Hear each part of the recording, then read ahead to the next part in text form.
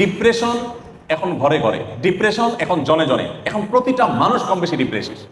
আমরা যদি আমাদের শৈশবে ফিরে চলে যাই, আমরা দেখবো আমাদের বাচ্চারা, আমাদের আশপাশের মানুষগুলো এত ভালো ছিলেন না, এত সুখে ছিলেন না। আমরা আমাদের দেশের বাস্তবতা যদি চলে যাই, 2 দশক 3 দশক আগে আমাদের দেশে এত কলেজ ইউনিভার্সিটি ছিল না, কিন্তু মানুষগুলো তুলনামূলকভাবে এখন থেকে অনেক বেশি হ্যাপি ছিলেন, সুখী ছিলেন।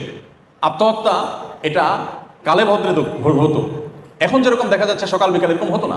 এর অন্যতম কারণ হলো তাদের ভিতরে ইসলামের চর্চা কিছুটা হলেও ছিল, যেটা এখন একেবারে নাই। সময় তো বসেই দিই, ইমান শুধু আমাদেরকে আখিরাতে সুখী করবে তা না, দুনিয়াতেই সুখী করবে। ইমানের পাশাপাশি নামাজ হলো মানুষের সুখের একটা মূল মন্ত্র।